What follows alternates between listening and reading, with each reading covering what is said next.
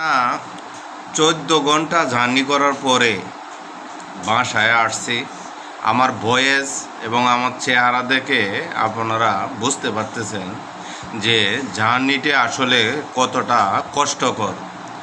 আর একটা বিষয় হচ্ছে এখন আমি আমার ওয়াইফকে বলছি যে আমার পছন্দ লগা মাছ ভাজি, এই যে মাছ ভাজি আর হচ্ছে একটু টক করে দেওয়ার জন্য, যে টক যেটা বড়ই আর হচ্ছে এই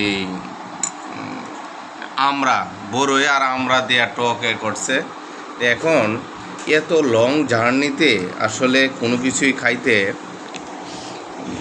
ভালো লাগে না।